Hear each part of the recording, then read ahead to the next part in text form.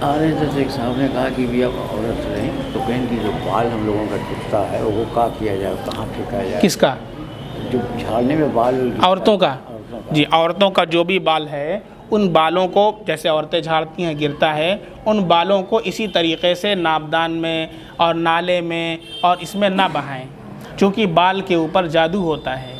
अल्लाह के नबी सल्लल्लाहु अलैहि वसल्लम के ऊपर सिहर किया गया था आपके बाल को लेकर के। एक यहूदी था लबीद इब्ने आसम नाम का, उसने आप सल्लल्लाहु अलैहि वसल्लम के बाल के ऊपर सिहर किया था। इसलिए आता है कि अगर दाढ़ी का भी बाल ऐसे कभी टूट जाता है तो उसको 2 टुकड़े में तकसीम कर दें। अगर टूट गया तो उसको ऐसे लेके 2 टुकड़े में तकसीम कर दें। तो एक तो इसका फ़ायदा ये है कि उसकी जो तकरीम थी, जो ताज़ीम थी, उसमें कमी आ गई, और दूसरे ये कि अब उसके ऊपर सिहर असर नहीं करेगा। इसी तरीक़े से जो औरतों के बाल हैं उनको भी कई टुकड़ों में तकसीम करके फिर आप किसी दरिया वगैरह के अंदर बहा दिया करें। और इसकी आसान सी सूरत ये होगी, हमने देखा कि आप जैसे वो कपड़े का डब्बा आता है, बच्चों के कपड़े का डब्बा आता है, वो औरतें या कोई भी डब्बा उसको बना लें और जब भी बाल झाड़ें तो उन सब को एक बड़ा सा दोपट्टा बिछा लें और उस पर बाल झाड़ें और उन सब को जमा करके बाल को उसके अंदर लपेट करके रख दिया करें। ठीक है, उसको टुकड़े टुकड़े करके रख दिया करें और जब ज़्यादा हो जाए तो फिर किसी प्लास्टिक वगैरह में करके किसी मर्द के ज़रिए से उसको नदी वगैरह के अंदर बहा दिया करें। ठीक है, इस तरीक़े से उसको न छोड़ें। 1-2 सवाल और है, उसको ले लें। अस्सलामु अलैकुम रहमतुल्लाहि व बरकातुहू। हज़रत, जर्सी गाय का दूध पीना कैसा है? मोहम्मद मुद्दसिर शिराज़ी। देखें, जानवर जो है यह हिल्लत व हुर्मत में अपनी माँ के ताबे होता है। जानवर हलाल है कि हराम, तो फ़ुक़हा ने इसके अंदर जो बुनियाद रखी है वो माँ को बुनियाद बनाया है। ठीक है, बाप को नहीं बनाया है।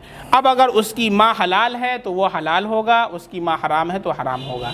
अब की जो तहकीक है उस तहकीक के मुताबिक जो बात सामने आई है कि जर्सी गाय की जो माँ होती है वो हलाल है, जर्सी गाय की जो माँ है वो हलाल है। इस वजह से उसका दूध भी इस्तेमाल करना जो है दुरुस्त है। ठीक है, और इसमें कोई हुर्मत नहीं है। दूसरा सवाल खालिद महमूद साहब का है कि आजकल पैसा ट्रांसफ़र जो लोग करते हैं दुकान डाल करके, ऐसा होता है कि पैसा आपको ट्रांसफ़र करवाना है तो वो आपका पैसा वो ट्रांसफ़र कर देते हैं और ट्रांसफ़र करते हैं तो उसका चार्ज लेते हैं। जैसे मान लीजिए 5,000 आपका पैसा ट्रांसफ़र किए, किसी को भेजना है 5,000 रुपया, तो 5,000 रुपया जो भेजते हैं वो, तो उस पर 50 रुपया चार्ज ले लिया या जो भी वो चार्ज लेते हैं, तो उस उजरत का लेना कैसा है? जो 50 रुपया वो लेते हैं वो जायज़ है या सूद में आता है? ये इनका मकसद है सवाल करने का। तो इनका जवाब ये है कि देखिए, पैसा ट्रांसफ़र करने वाला अगर इस काम के पीछे अपनी मेहनत और मशक्क़त सर्फ करता है तो ये उसकी उजरत ले सकता है, मेहनत और मशक्क़त की उजरत ले सकता है, ये उसके लिए हलाल है, ये नाजायज़ नहीं है, सूद के दायरे में नहीं आता है। एक साहब निसार साहब, लास्ट सवाल ले लेते हैं। निसार साहब तारतला से सवाल करते हैं, बच्चे का ख़तना कब किया जाए? बच्चे का ख़तना, भाई बच्चे का ख़तना जब बच्चा जो है वो बर्दाश्त, काबिल बर्दाश्त हो जाए कि बच्चे, आप समझ सकते हैं कि अब बच्चे का ख़तना करेंगे तो बच्चा उसे बर्दाश्त कर लेगा, इस उम्र को पहुंच चुका है तो फिर आप बच्चे का ख़तना कर सकते हैं। ऐसी कोई तहदीद नहीं है। ठीक है, जब भी बर्दाश्त के काबिल हो जाए उस वक्त आप ख़तना उसका कर सकते हैं। करा देते हैं, बर्दाश्त के काबिल हो जाए तो कर सकते हैं, कोई हर्ज नहीं। जैसे वो बैंक का पैसा तो वैसे ही हराम है, बैंक के काम से ही पैसे का ट्रांसफ़र लेन देन होता है, तो इस नाते क्या होगा? और जो ट्रांसफ़र करता है उसको ऑलरेडी कुछ ना कुछ कमीशन के तौर पे 5,000 जैसे हमने ट्रांसफ़र किया तो सकता है तो 10-20 रुपये ऑलरेडी बैंक से मिलता है।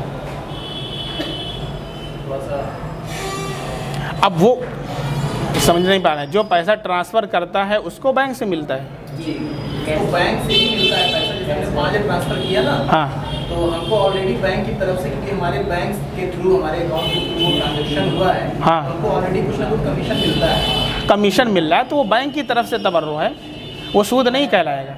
सूद वो कहलाता है कि जो बैंक के अंदर डाल दिया जाए, फिर उसके ऊपर बैंक की तरफ से जो इंटरेस्ट मिलता है, साल पर मिलता है या फिर महीने पर मिलता है, जिसको MIS वगैरह कुछ बोलते हैं, वो इंटरेस्ट के पैसे में आता है। अब जैसे ये होता है, जैसे आप बहुत सी कंपनियां हैं, गूगल पे वगैरह है, तो आप गूगल पे से भी ट्रांजैक्शन करने पर वो भी कुछ आपको इनाम देती है। कभी 5 रुपये का टोकन मिल जाता है, कूपन मिल जाता है, कभी 10 रुपये का कूपन मिलता है।